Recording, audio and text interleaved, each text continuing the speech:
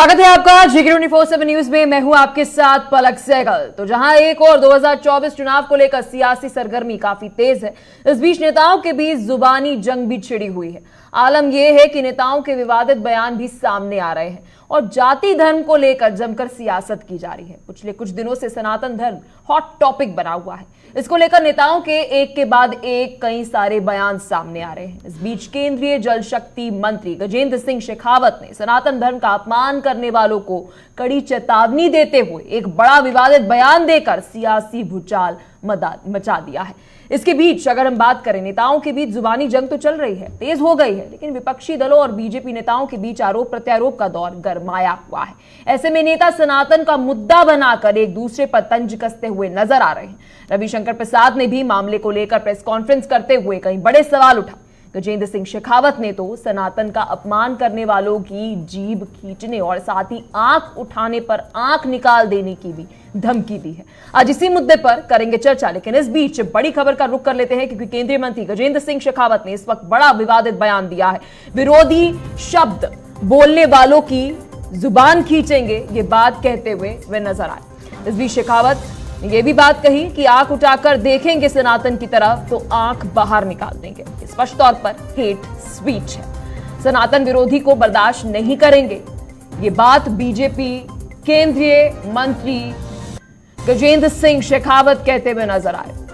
DMK के मंत्री के ऊपर उन्होंने ये जवाबी कार्रवाई करी है, जहां पर उन्होंने कहा कि आंख उठाकर अगर सनातन धर्म को देखा तो आंख नोच लेंगे। सनातन धर्म पर प्रकाश राज का विवादित बयान भी सामने आया। तो प्रकाश राज ने सनातन धर्म की डेंगू से तुलना की थी। सनातन का मिटना जरूरी है, प्रकाश राज ये बात कहते हुए नजर आए। तो बस कंडक्टर की टोपी उतारने का मुद्दा भी उठाया। सनातन धर्म को लेकर इस वक्त सियासी घमासान छिड़ा हुआ है। नेताओं के बीच आरोप प्रत्यारोप का दौर जारी है। तो सनातन विवाद पर साध्वी प्रज्ञा का भी बड़ा बयान सामने आया है। साध्वी प्रज्ञा ने प्रकाश राज को खलनायक बता दिया है। खिलजी आया, गौरी आया, गजनवी आया। इस वक्त सनातन एक हॉट टॉपिक बना हुआ है। एक तरफ कई सारे पार्टी के नेता अपने आप को सेकुलर दिखाने के लिए सनातन धर्म की आलोचना कर रहे हैं, तो वहीं दूसरी तरफ बीजेपी नेताओं द्वारा सनातन धर्म के ऊपर इस तरीके की टिप्पणी करने पर विरोध देखने को मिल रहा है। लेकिन सनातन धर्म को नष्ट नहीं कर सका, ये बात शेखावत कहते हुए नजर आए। तो एक तरफ कई सारे नेता ये बयान दे रहे हैं जो दक्षिण भारत के अंदर अगर हम बोले डीएमके जैसी पार्टी, वहां पर इस तरीके के बयान दिए जा रहे हैं। तो एक तरफ हम आते हैं उत्तर भारत के अंदर, जहां पर बीजेपी सत्ता पर काबिज है, वहां पर इस तरीके के सनातन को लेकर जो बयान आ रहे हैं उस पर विरोध किया जा रहा है। कांग्रेस इन सभी बयानों से दरकिनार हो रही है। कौन सी पार्टी, कौन सा नेता क्या कुछ कह रहा है सनातन धर्म को लेकर, चलिए आपको सुनाते हैं। तो सनातन के विरोध में बात करेगा, उस हर बोलने वाली शब्द बोलने वाली जबान को हम खींच करके बाहर निकाल देंगे। जो सनातन की तरफ आंख उठा करके देखेगा, उस उठने वाली हर एक आंख को हम उंगली डाल करके आपको बाहर निकाल देंगे। हम चुनौती देते हैं कि सनातन के विरुद्ध बात करने वाला कोई भी व्यक्ति इस देश में जो है अपनी राजनीतिक ताकत और हैसियत बना करके नहीं रख पाएगा। इस देश में कितने आक्रांता है भारत के वैभव को लूटने के लिए, भारत की संपदा को लूटने के लिए, भारत की संस्कृति को कमजोर करने के लिए, भारत की सभ्यता को, सनातन धर्म को पत्तलित करने के लिए कितने आक्रांता देश में आए। शक आए, हूण आए, कुषाण आए, बाद में उनके बाद में जो है यवन आए, पठान आए, गौरी आए, गजनी आए, मुगल आए, और उसके बाद में गुलाम आए और कासिम आए, और उन सब के बाद में डच आए, फ्रांसीसी आए, पुर्तगाली आए, और उसके बाद में अंग्रेज आए। 2000 साल तक हम पर आक्रमण हुआ इस सनातन को मिटाने के लिए। औरंगजेब और अलाउद्दीन खिलजी जैसे कई लोगों ने प्रयास किया, लेकिन आपके और मेरे पूर्वज सक्षम थे। उन्होंने अपनी पुरुषार्थ पर, अपनी भुजाओं की ताकत पर इस भारत की सभ्यता और संस्कृति को बचा करके रखा। आज ये हमारी संस्कृति और सभ्यता को मिटाने की बात करते हैं। सौगंध है हमें उन सब हमारे पूर्वजों की, जिन्होंने, चाहे वो महाराजा सूरजमल होंगे, चाहे वीर दुर्गादास होंगे, महाराणा प्रताप है, हम सबको उनकी सौगंध उठा करके खड़े होना पड़ेगा कि हम इस सनातन पर हमला करने वालों को बर्दाश्त नहीं करें। हम बर्दाश्त नहीं करें, हम उनको उखाड़ करके फेंक दें और चुनौती के साथ में खड़ा होना पड़ेगा। जो सनातन के विरोध में बात करेगा, उस हर बोलने वाली शब्द बोलने वाली जबान को हम खींच करके बाहर निकाल दें। राज एक्चुअली कोई अभिनेता नहीं है, खलनायक है, नायक नहीं है। जो देश के विरुद्ध बोले, जो धर्म के विरुद्ध बोले, जिसको एहसास ही नहीं है हम कहाँ रह रहे हैं, हम क्या कर रहे हैं, वो कोई विलेन ही हो सकता है। एक बात। दूसरी बात यह है कि सनातन को समाप्त करने की औकात तो किसी की भी नहीं है। मैं कहती हूँ कि जिसने सनातन धर्म को कुष्ठ रोगी बोला है वो कुष्ठ रोग का सुख भोगे। जिसने सनातन धर्म को एड्स बोला है वो एड्स का सुख भोगे। जिसने सनातन धर्म को मलेरिया और डेंगू बोला है वो मलेरिया और डेंगू का कष्ट वो सुख भोगे, कष्ट नहीं सुख भोगे उसका, क्योंकि उन्हें बहुत अच्छा लगता है ये। और जिसने कुष्ठ रोग कहा वो कुष्ठ रोग का सुख भोगे। प्रभु उनको भरपूर देना जिससे उन्हें पूर्ण आनंद मिले इसका। डीएमके के शिक्षा मंत्री हैं, उनकी टिप्पणी जो आई है वो तो कमाल की आई है। मिस्टर पॉन मूडी, और अंग्रेजी में एक शब्द है the cat is out of the bag. जो हमारी सोच थी वो सामने आ गई कि इंडिया अलायंस का गठन ही सनातन धर्म के विरोध के लिए बना है और उसे खत्म करना है। मेरे पास उनका इंग्लिश टेक्स्ट भी है जो उन्होंने उसी सनातन धर्म विरोधी कार्यक्रम में कहा था जिसमें स्टालिन जी मुख्यमंत्री के पुत्र ने सनातन की तुलना डेंगू मलेरिया से की थी, और बाद में तो डी राजा ने कहा कि ये एड्स से भी अधिक संक्रामक है, it is worse than AIDS. तो इस बीच सनातन के इस मुद्दे पर कई सारे सवाल खड़े हो जाते हैं। कौन से वो सवाल है, एक नजर वहां सवालों पर डालेंगे और इन्हीं सवालों के जवाब जानने की पूरी कोशिश हमारी तरफ से रहेगी। सबसे पहले तो 2024 पर ही बात खत्म हो जाती है। क्या 2024 चुनाव से पहले सनातन ही मुद्दा रहेगा या फिर बाकी सब मुद्दों पर भी ये राजनेता बात करेंगे, या फिर देश की राजनीति के अंदर मुद्दे खत्म हो चुके हैं? इस बीच क्या सनातन बहाना है, सियासत ही ये लोग सभी चमका रहे हैं? क्योंकि कुछ तो चाहिए बोलने के लिए। बीजेपी जैसी पार्टी जब सवाल पूछे जाते हैं इनसे बेरोजगारी और बेरोजगारी के साथ महंगाई पर, तब इनके रिएक्शन नहीं आते, लेकिन जैसे ही सनातन पर कोई कुछ बोलता है तो सभी नेता अपनी प्रतिक्रिया देते हैं, आलोचना करते हैं, धमकी तक दे देते हैं। तो चुनावी फायदे के लिए क्या सनातन धर्म का पक्ष और विपक्ष इस्तेमाल कर रहा है, ये अपने आप में एक बहुत बड़ा सवाल है। इस बीच चुनाव आते ही क्यों जाति धर्म की मुद्दे सामने आ जाते हैं? आगे आने वाले समय की विकास के बारे में बात क्यों नहीं की जाती? केवल जाति धर्म सनातन मुस्लिम, क्या यही मुद्दे रह गए हैं देश में? कौन कर रहा है अपमान, कौन कर रहा है सम्मान? क्या कई सारी पार्टियां अपने आप को प्रो हिंदू बता रही हैं तो कुछ पार्टियां अपने आप को एंटी हिंदू बता रही हैं, और सब वोट बैंक के लिए किया जा रहा है। विस्तार से आज इसी मुद्दे पर करेंगे चर्चा। मेहमान हमारे साथ जुड़ गए, परिचय आपको करा देते हैं। कैप्टन आई सिंह भदौरिया हमारे साथ प्रवक्ता बीजेपी से जुड़ गए हैं। राहुल तलान हमारे साथ पॉलिटिकल एक्सपर्ट है। कुछ ही देर में मुन्ना खान प्रवक्ता कांग्रेस के भी हमारे साथ जुड़ेंगे। बहुत बहुत शुक्रिया आप दोनों का हमारे साथ जुड़ने के लिए और इस महत्वपूर्ण मुद्दे पर अपना समय देने के लिए। सबसे पहले कैप्टन आई सिंह भदौरिया जी, मैं आपके पास आना चाहूंगी क्योंकि आप सनातनी हैं, बेहतर जानते होंगे सनातन धर्म के बारे में। पहले तो बीजेपी कड़ी निंदा करती है हेट स्पीच के लिए कि जी डीएमके के नेता ऐसी ऐसी बातें बोल रहे हैं, हेट स्पीच के मुकदमे उन पर दर्ज हो। फिर वही बीजेपी हेट स्पीच करती है। जी सर।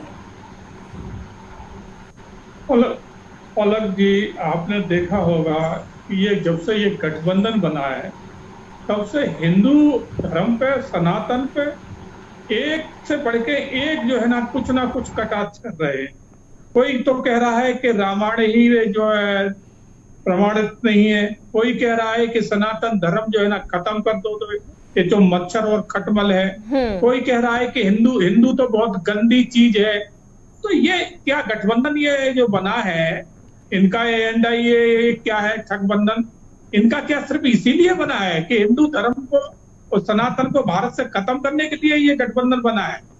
अगर कैप्टन जी, आपको बीच में टोकने के लिए माफी चाहूंगी, आप कंटिन्यू करिएगा क्योंकि आप सनातन धर्म में मानते हैं, सनातनी हैं। तो क्या हमारा सनातन धर्म हमें यह सिखाता है कि नफरत मिले तो बदले में नफरत दो? आपकी जुबान काट देंगे, आपकी आंख नोच लेंगे। प्रज्ञा जी कह रही हैं कि जी आपको डेंगू मलेरिया हो जाए। क्या सनातन धर्म हमें ये सिखाता है? मेरा सनातन धर्म ये नहीं सिखाता सर। नहीं पलक जी, आपकी बात से मैं ये नहीं कि मुखर हूं, बिल्कुल आप कह रही हो अपनी जगह ठीक है, मगर मेरा एक कहना और है कि बार बार सनातन के ही ऊपर ये अटैक क्यों करते हैं? एक बार इस्लाम धर्म के ऊपर भी कर सकते हैं ना, उस पर नहीं करते। एक बताओ, एक बार भी इस्लाम धर्म के लिए कभी मुंह से इन्होंने शब्द निकाला हो? मगर इस्लाम धर्म इनके लिए इतना कमजोर साबित हो चुका है कि कोई भी उसके लिए गाली देना शुरू कर देता है, कोई भी उसको मच्छर, डेंगू मच्छर मलेरिया बता देता है, कोई भी कह देता है ये तो बहुत गंदी है, कोई कहता है इसको तो खत्म करके ही रहेंगे। तो सिर्फ सनातन पे ही ये टारगेट क्यों करते हैं? इन्हें दूसरे धर्म के बारे में भी एक बार बोल के देखे ना, फतवा जारी हो जाएगा, इनके गले काट दिए जाएंगे, तुरंत गले कट जाएंगे इनके, तो उसके लिए नहीं बोलते हैं। तो सोचने वाली बात है। तो ये हिंदू धर्म पे ही ऐसा क्यों बोल रहे? अगर उसके उत्तर के प्रति उत्तर में कोई नेता कुछ कह रहा है तो मैं ये कहूंगा कि वो ठीक नहीं है, मगर जवाब देना जरूरी है। अगर आप जवाब नहीं दोगे तो वो सामने वाला कैप्टन आई सिंह भदौरिया आपके पास फिर आऊंगी मैं, क्योंकि राहुल तलान जी बड़ा इंपॉर्टेंट टॉपिक है ये देश के लिए, सनातन धर्म के ऊपर की गई टिप्पणियां, और मुझे लगता है इस पर बात होनी चाहिए। हमारे देश के अंदर हेट स्पीच को लेकर 153A, 153B, 295A, 298, 505(1), 505(2 hate speech और किसी भी धर्म की निंदा करने पर यह धाराएं आईपीसी के अंदर है। ब्लास्फेमी लॉज, ईश निंदा के कानून। अगर आपको किसी भी धर्म के लिए कोई आलोचना करिए और उससे आपत्ति है तो जुबानी जंग क्यों कर रहे हैं? कोर्ट पर जाइए, पुलिस के पास जाइए, FIR दर्ज कीजिए। जी सर। देखिए पलक जी, मैं थोड़ा इस चीज को अलग नजरिए से देखता हूं। जो गजेंद्र शेखावत जी ने जो बात बोली है वो अनएक्सेप्टेबल है, उसको कोई स्वीकार नहीं कर सकता है सभ्य समाज में। आप वोट की राजनीति के लिए, अपना फेस चमकाने के लिए ऐसे शब्दों का उपयोग नहीं करना चाहिए। या फिर और कोई बोले, या जो साध्वी जी ने बोला वो भी गलत है एक तरीके से। सनातन को समझने की जरूरत है। सनातन में ये नहीं है कि जैसे एक जब उदयनिधि स्टालिन का बयान आया था तो एक बाबा जी सामने आए, वो बोले कि कोई इसका गला काटेगा तो मैं 10 करोड़ रुपए दूंगा। ये सनातन नहीं है। सनातन में ऐसा नहीं है, सनातन पे टिप्पणी नहीं होती रही है। सनातन ये नहीं है कि सनातन आपको डिबेट नहीं करने देता है। उदयनिधि स्टालिन ने जो बोला वो गलत था, या प्रकाश राज ने जो बोला गलत था, प्रियांक खरगे ने जो बोला वो गलत था, या और कोई जो बोलता है वो गलत है। लेकिन इसका मतलब ये नहीं है कि आप सनातन पे टिप्पणी नहीं कर सकते। सनातन एक ऐसी चीज है जो सत्य है और लगातार रहेगा। भूत में था, भविष्य में भी रहेगा और आज भी है। लेकिन साथ में हमें सुधार की भी आवश्यकता होती है। और हिंदुइज्म या सनातनी वर्ल्ड का एकमात्र ऐसा धर्म है जो सुधार कर सकता है खुद में, जिसमें शास्त्रार्थ की व्यवस्था है। आप जब तक शास्त्रार्थ की व्यवस्था में होता क्या था कि आप अपनी बुराइयों को छोड़ते थे, अच्छी चीजों को एक्सेप्ट करते थे। तो सनातन में जो बुराइयां हमने बहुत सारी छोड़ी हैं, जैसे सती प्रथा हमने छोड़ी है। क्यों छोड़ दी हमने सती प्रथा? हमने विधवा विवाह एक्सेप्ट किया। क्यों किया हमने? क्योंकि हम एक्सेप्ट, ये हमें स्वीकारोक्ति है हम नई चीज एक्सेप्ट करना जानते हैं। लेकिन इसका मतलब ये नहीं है कि आप किसी का गला काटने की बात करने, कोई साधु जो भगवा कपड़े पहने वो किसी का गला काटने की बात करे, वो सनातनी नहीं हो सकता है। ये सनातन की परंपरा ही नहीं है, सनातन की विचारधारा नहीं है। सनातन विचार है और विचार से ही विचार को मारा जा सकता है। सनातन ये है। आपको अगर जो कोई आपकी आलोचना कर रहा है तो आप विचार से आलोचना करिए। और हमारे ऋषि मुनियों ने ऐसे ही विचार से आलोचना की है, गला काट के नहीं की है। और देखिए इकबाल ने एक वो लिखा था कि एक शेर लिखा था सारे जहां से हिंदुस्तान वाली नज़म में, कि कुछ बात है कि हस्ती मिटती नहीं हमारी, सदियों रहा है दुश्मन दौरे जहां हमारा। आपकी मिस्र की सभ्यता, मेसोपोटामिया, बाकी कितनी सभ्यताएं मिट गई, लेकिन हम अभी तक जिंदा हैं। क्यों जिंदा हैं हम? क्योंकि हमारे पास विचार है, विचार से लड़ना जानते हैं, हमारे पास थॉट है और हमारे पास दर्शन है। उस दर्शन से लड़ते हैं हम। अगर जब आप किसी का गला काटने की बात करते हैं, कि ईश्वर की निंदा करने पे गला काटने की जब आप बात करेंगे, धर्म की निंदा करने पे गला काटने की बात करेंगे, तो इस्लाम में है ना ये चीज। तो ठीक है। आई सिंह भदौरिया जी क्या बोलेंगे आप इस वक्त, क्योंकि कांग्रेस पार्टी और कई सारी पार्टियों का ये कहना है कि केवल और केवल राजनीतिक फायदे के लिए बीजेपी इस वक्त सनातनी है, जब असल मायने में सनातनियों की बात कर रहे हैं तो बीजेपी नहीं है। और शायद जिस तरीके के बयान आपके नेता लोग दे रहे हैं इससे ये साबित होता है, क्योंकि 2014 से लेकर 2020 के अंदर सर ये आंकड़े जो हैं वो एनसीआरबी के बताते हैं कि 20 गुना हेट स्पीच के मामले बढ़े हैं। अब सर आप मुझे ये मत लेक्चर दीजिएगा कि हमने तो नहीं दिए, बात यह है कि केंद्र में आपकी सरकार बैठी है। 20 गुना अगर हेट स्पीच के मामले बढ़ रहे हैं, कन्विक्शन रेट बहुत कम है सर, मतलब आप कार्रवाई नहीं कर रहे, आप राजनीतिक फायदा उठाने की कोशिश कर रहे हैं। अगर कोई भी व्यक्ति सनातन धर्म के ऊपर कुछ कह रहा है लेकिन कार्रवाई नहीं कर रहे। पलक जी, मुकदमा सभी पे दर्ज होता है, मगर हमारे देश का जो संविधान है, जो कानून है, उसमें इतने लूप होल छोड़े गए हैं कि लोग किसी को कुछ भी गालियां दे के, यहाँ तो प्रधानमंत्री को भी गाली दे के कहते हैं अभिव्यक्ति की आजादी है, राष्ट्रपति को गाली देते कहते हैं अभिव्यक्ति की आजादी है। तो हमारे संविधान में ऐसे बहुत से लूप होल है सर। ईश निंदा को लेकर बकायदा हमारे संविधान के अंदर कानून है सर। मैंने अभी इतनी सारी धाराएं मैंने बता दी, अगर आप लॉयर के पास जाएंगे आपको वो कितनी सारी धाराएं बता देंगी। गजेंद्र सिंह शेखावत स्पीच दे रहे हैं, राजनीतिक फायदा उठाने की कोशिश कर रहे हैं, क्या उस समय ये करने से बेहतर वे कार्रवाई करते, कानून की लड़ाई लड़ते, तो मुझे लगता है बीजेपी ज्यादा बेहतर संदेश दे पाती कि हम संविधान में भरोसा दिखाते हैं जी, आप सनातन धर्म के ऊपर कुछ कहेंगे तो हमारा संविधान आपको इसका अधिकार नहीं दे रहा। पलक जी सर, गीता में श्री कृष्ण भगवान ने भी कहा था सुषपाल से कि हम तब तक तुम 99 गलतियां करते जाइए, मैं माफ करता रहूंगा, मगर जैसे ही आपने 100वीं गलती की तरफ पैर रखा फिर आपका गला बचेगा नहीं, और वो ही हुआ था। तो जब कोई हद से ज्यादा सनातन का और हिंदू धर्म का अपमान हो जाता तो है, सर आप कोर्ट जाइए ना, आप सामने वाले व्यक्ति की जुबान नहीं खींच सकते, आंख नहीं नोच सकते सर। अरे मैं कह रहा हूं कि मेरे सामने आ जाए मैं उसको मार दूंगा, और बोलिए मैं आपके चैनल पे कह रहा हूं, मैं बर्दाश्त नहीं कर सकता हूं कि जो कहेगा तो सर आप मुझे ये कहना चाह रहे हैं कि आप कानून में विश्वास नहीं रखते। आईसिंग भदौरिया जी, आप मुझे ऑन एयर डिबेट में कह रहे हैं कि आप कानून में, संविधान में भरोसा नहीं रखते, फिर आईपीसी क्यों है सर? क्योंकि बीजेपी तो ये मानती है ना सनातन धर्म के लिए कोई कुछ बोलेगा तो आप उसको सामने जिंदा नहीं छोड़ेंगे सर। कानून से तो 302 के जो लोग बच के निकल जाते हैं, कानून देश का आपको मालूम है ना, 302 का केस करने के बाद और वो बेकसूर साबित हो जाते हैं, उसी का तो हिंदुस्तान में लाभ उठाया जा रहा है। सर आपका कानून में भरोसा नहीं है, संविधान में भरोसा नहीं है?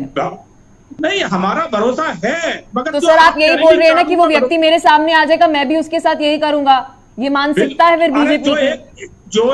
जो एक मंत्री है सरकार में वो जिस तरह की बात कर सकता है तो मैं क्यों नहीं कह सकता हूं?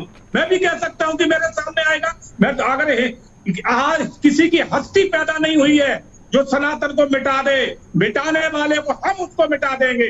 मैं कह रहा हूं आपके चैनल पे, ठीक है, कैसे सर? कैसे की बात सर, कैसे कोर्ट में जाएंगे, पुलिस के पास जाएंगे, कैसे? बिल्कुल जो तरीका स्पेसिफिक अपनाएंगे, बिल्कुल जो तरीके अपनाने होंगे कैसे तरीके सर? मगर जो सनातन को मिटाने की बात सर तरीके बताइए। उसको मिटाने में आईसिंग भदौरिया जी, आप अभी एग्रेशन में बोल रहे हैं, आपका एग्रेशन बोल रहा है, भूलिए मत आप एक राजनेता हैं और नेता होने के साथ साथ आप समाज के अंदर एक संदेश दे रहे हैं। आप भी भड़काऊ भाषण ना दीजिए मेरे डिबेट के अंदर सर। अगर आपको सनातन धर्म के ऊपर कोई आलोचना कर रहा है, भड़काऊ बात बोल रहा है, तो आप कह रहे प्रतिक्रिया देंगे, एक्शन लेंगे, लेकिन कैसे सर? सुने मैं आपको बड़े तरीके से, बड़े जिम्मेवारी से आपको बताना चाहूंगा। कांग्रेस के एक बहुत बड़े नेता हैं इसमें कर्नाटक में, आज से 6 महीने पहले उन्होंने कहा था कि हिंदू धर्म तो बहुत गंदी है। ना उस पर सोनिया गांधी बोली, ना राहुल गांधी ने कुछ कहा, ना प्रियंका गांधी बोले। फिर उनके दूसरे नेता ने कहा, फिर उनके तीसरे ने। तो जब उनके नेता कह रहे हैं, उनका हाई कमान कान में तेल डाल के बैठा है, तो क्या इसका जवाब नहीं देना चाहिए? अरे सर तो मैं सर आपको यही बात तो कह रही हूं ना, पिछले 2014 से 2020 तक जब 20 गुना हेट स्पीच के मामले बढ़ जाते हैं तो इसका मतलब यह है कि शह तो आप दे रहे हैं सर, आप कार्रवाई नहीं कर रहे, आप कार्रवाई नहीं कर रहे। पलक जी एक मिनट, पलक जी मेरी बात सुन लें पूरी। खाली आप ये नहीं कहे कि कार्रवाई किसके ऊपर मुकदमा, सब पे क्या स्टालिन पे मुकदमा दर्ज हो गया है? क्या वो गिरफ्तार अभी तक हुए हैं? उनको कोई गिरफ्तार कर सकता है क्या? कहां जाएगा, क्या करेगा कानून? स्टालिन में 4 जगह मुकदमा दर्ज है, पुलिस गिरफ्तार क्यों नहीं कर रही है? करे कर्नाटक की पुलिस उनको गिरफ्तार नहीं करेगी तो कानून क्या करेगा? कानून तो सिर्फ एक कठपुतली बन चुका है। कानून है गरीबों के लिए, जिनका कोई माई बाप नहीं है, पैसे वालों के लिए कानून जेब में रखा है। वो जैसा चाहते हैं, जैसे राहुल गांधी ने मुन्ना खान हमारे साथ जुड़ गए, कांग्रेस के प्रवक्ता। मुन्ना खान जी, आप जब जुड़े उससे पहले कई सारी बातें हुई, आपको थोड़ी सी समरी दे देती हूँ ताकि आप बेहतर तरीके से समझ पाएं। मेरा बीजेपी से केवल और केवल महज ये सवाल था, अगर कोई नेता सनातन धर्म की आलोचना कर रहा है तो आप इस तरह के बयान देने के बजाय पुलिस के पास या कोर्ट के पास नहीं क्यों नहीं जा रहे हैं, वहां पर कार्रवाई क्यों नहीं कर रहे हैं? प्रतिक्रिया आपने आई सिंह भदौरिया के सामने से देख ली, क्या कहना चाहेंगे?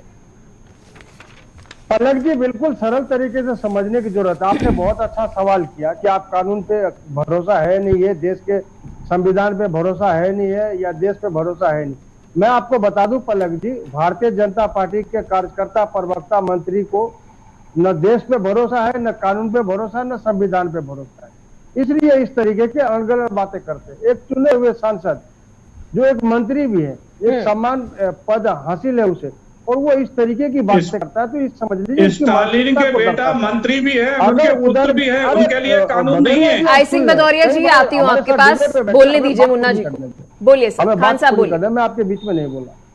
इस तरीके का अभद्र भाषा आपने पहले भी सुना होगा कि जिस तरीके से हमारी बहन बेटियों को रोडों पे अमित शाह की पुलिस रोंदती रही, और वहां पे अनगढ़ बातें इनके जो मंत्री थे, इनके जो सांसद थे, वो दे रहे थे, और भरी सभा में कह रहे थे उन पीड़ित परिवारों के लिए, पीड़ित लड़कियों के लिए कि क्या हुआ, कैसे हुआ, कहाँ हुआ, क्या क्या हुआ। उस टाइम उन्होंने एक्शन नहीं लिया, तो इससे सह बढ़ रहा है भारतीय जनता पार्टी। दूसरी बात कि उदयनिधि का जो बयान है, उससे बिल्कुल कांग्रेस पार्टी का शीर्ष नेतृत्व, प्रवक्ता और कार्यकर्ता इत्तेफाक नहीं रखता, क्योंकि हमारे विचारधारा में किसी धर्म, किसी समुदाय के लिए प्रियांक खड़गे जो बोल रहे हैं सर, वह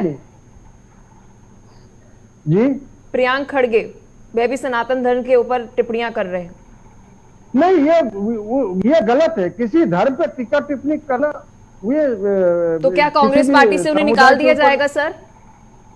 नहीं, उसमें कार्रवाई होगी, एक्शन लिया जाएगा। जब हमारी मीटिंग होगी उस पर हमारे शीर्ष नेतृत्व कार्रवाई लेंगे कि इस तरीके की बात हमारे विचारधारा में नहीं है, और इस तरीके की विश्व समाज में घोलने की जरूरत नहीं है, क्योंकि हम वोटों की राजनीति नहीं करते। अच्छा। हम जाति धर्म की राजनीति नहीं करते। हमारे राजनीति का सिर्फ और सिर्फ मुद्दा है कि विकास, युवाओं का विकास, महिलाओं का विकास, जवान का विकास, किसान का विकास, व्यापारियों का विकास। राहुल जी, इस वक्त काफी हताश और निराश मैं महसूस कर रही हूं, क्योंकि जहां से मैं देख पा रही हूं, बीजेपी हो या हो कांग्रेस या हो डीएमके, किसी को सनातनियों से मतलब नहीं, किसी को मुस्लिमों से मतलब नहीं, किसी को ईसाइयों से मतलब नहीं, मतलब है तो केवल अपने वोटों से।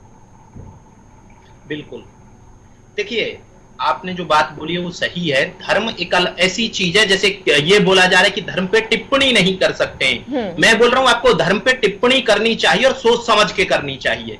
ऐसे नहीं हो सकता है कि जो समाज का अभिन्न अंग है उसमें कुछ बुराई भी हो। धर्म में ऐसा थोड़ी कि परफेक्ट चीज है। कौन सा धर्म परफेक्ट है? आज के समाज के हिसाब से कोई बोल सकता है कि ये परफेक्ट है, तो उस पर टिप्पणी क्यों नहीं की जा सकती है? सवाल ये है। तो भारत की जो विचार है, भारत का जो दर्शन है, उसमें यह है कि आप टिप्पणी कर सकते हैं धर्म पे।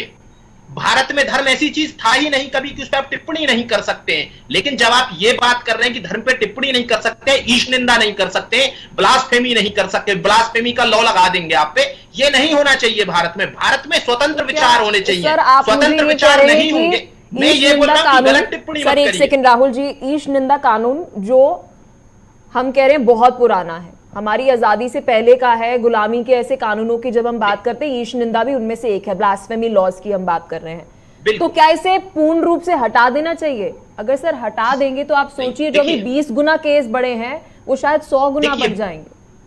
भारत में ब्लास्फेमी वैसे नहीं है जैसे पाकिस्तान में मृत्युदंड नहीं है भारत में ब्लास्फेमी पे, है ना। लेकिन हम जब भारत जैसे देश में रहते हैं जहां विभिन्नता है और बहुत सारी आदिवासी संस्कृति है, सनातन है, इस्लाम है, यहूदी है, पारसी है, कौन सा धर्म नहीं है इस देश में। इस देश की सहिष्णुता ये थी कि यहाँ पारसियों ने, जब ईरान में खत्म हो गया पारसी धर्म, तब यहां जिंदा रहा। देखिए भारत एक ऐसा देश है जिसने सबको शरण दी है, और ये सनातन की खूबसूरती है कि उसने सबको शरण दी और सब यहाँ पन पे। लेकिन अगर जब आप ऐसी सनातन को ऐसी जगह पे ले जाके खड़ा कर देंगे कि आप उस पर टिप्पणी नहीं कर सकते, टिप्पणी में ये बोल रहा हूं कि गंदी टिप्पणी नहीं करनी चाहिए आपको।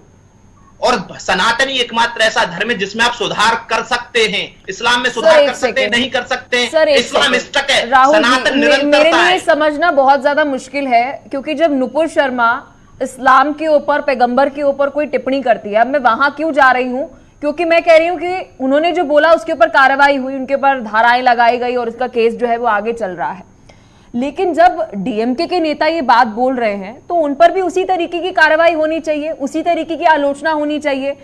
जो धर्म के ठेकेदार अपने आप को कहते हैं, चाहे वो इस्लामिक हो या फिर मैं बात कर रही हूँ सनातनी हो या फिर ईसाई हो, तो आलोचना अगर किसी भी धर्म की एक रेड लाइन क्रॉस करके की जा रही है तो उस पर कार्रवाई होनी चाहिए ना।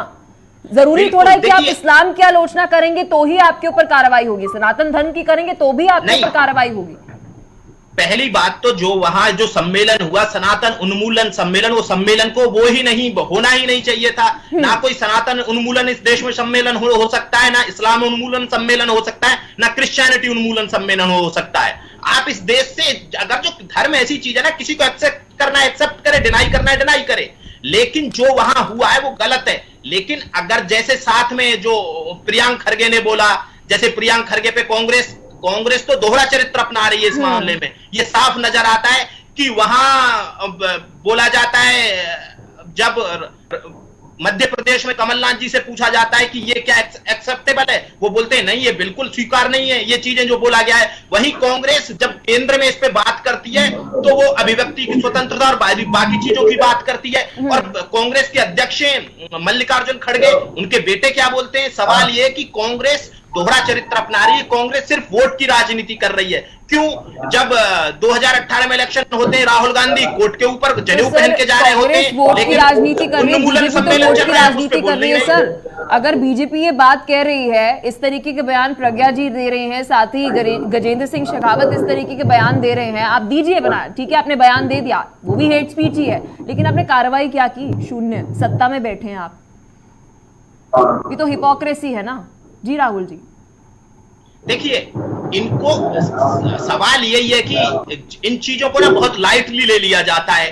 कानून का अक्षरश पालन नहीं होता इस देश में। अगर जो कोई ऐसा कानून तोड़ा है, किसी ने समाज में क्या कहना चाहेंगे? उन पे कार्रवाई बहुत बीजेपी का इस वक्त तेवर ये है, तू शेर तो मैं सवा शेर।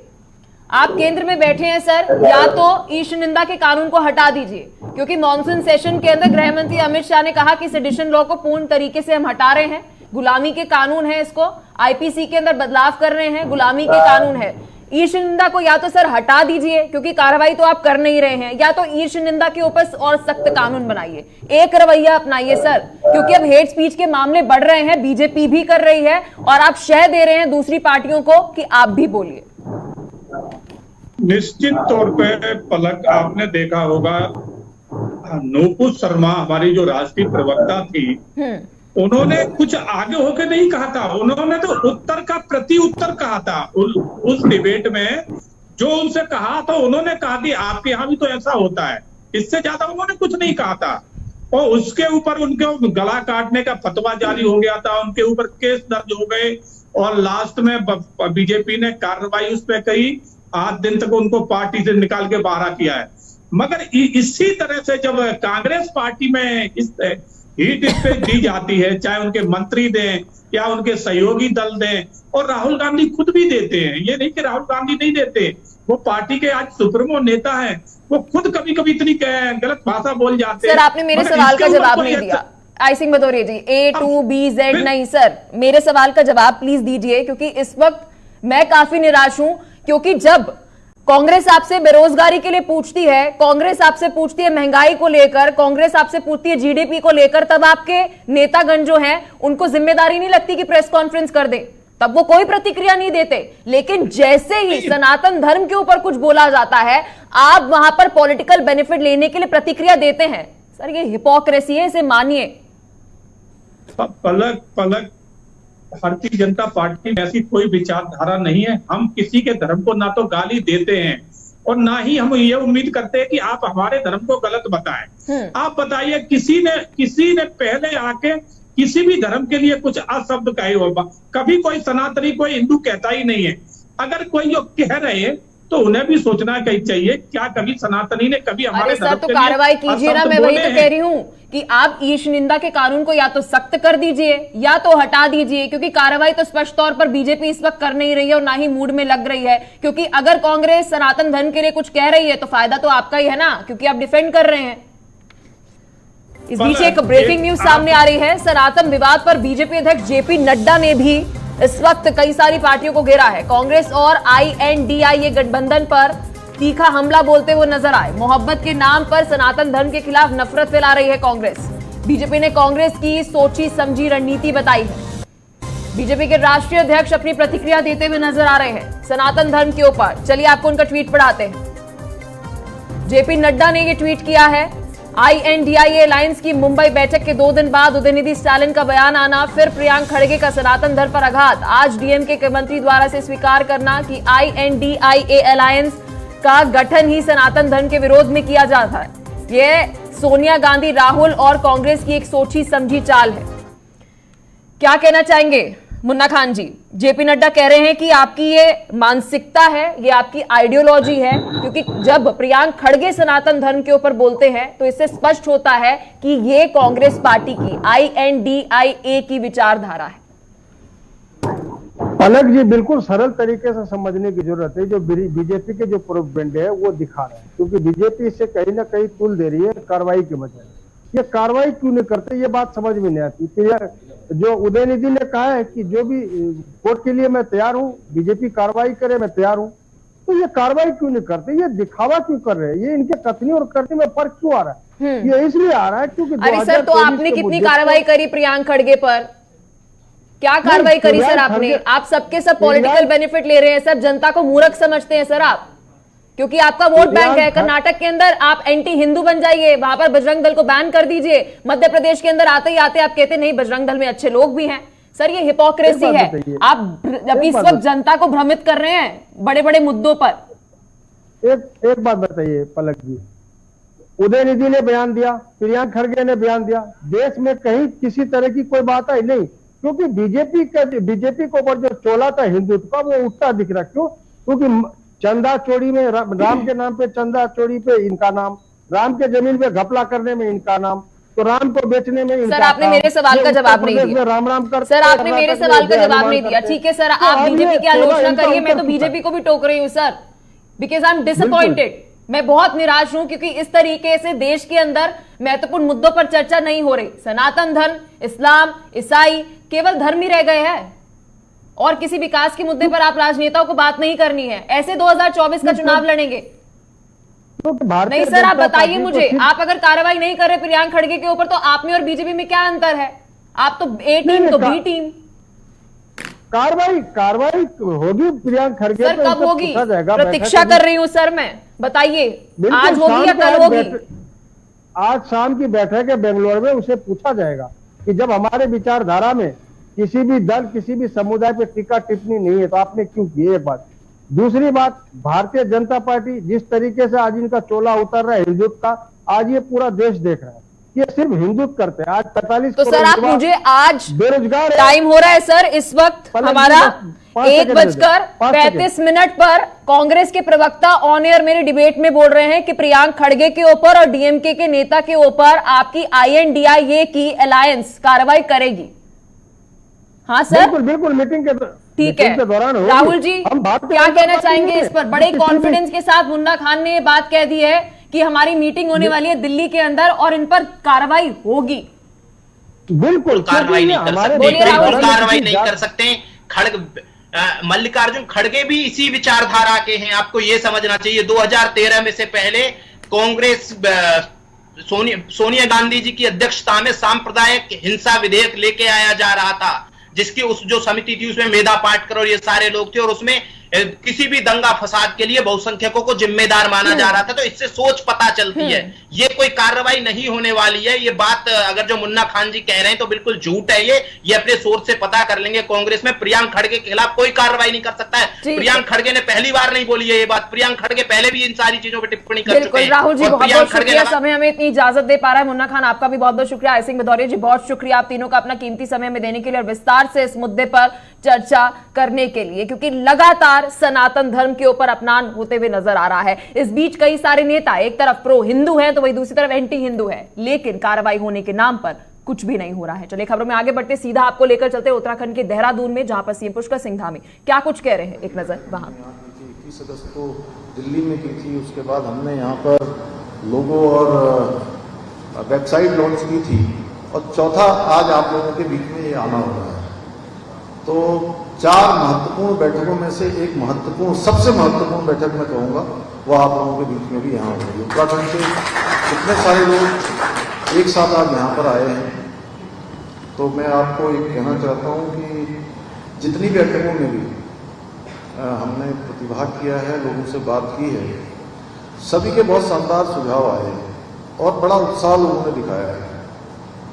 अभी कई अलग अलग सुझाव आए, जैसे दीपक बाली जी ने कहा कि उसको, आशीष जी ने भी उसको जोड़ा कि लैंड एक्वायर करने के बाद दे दिया जाए। ऐसे बहुत सारे सुझाव हैं, क्योंकि उन सुझावों के लिए अभी काम करने के लिए एकदम से कोई धरातल पर नहीं लाया जा सकता, लेकिन उसको भविष्य के लिए हम निश्चित रूप से अपनी जो कार्य योजना है उसमें डालेंगे।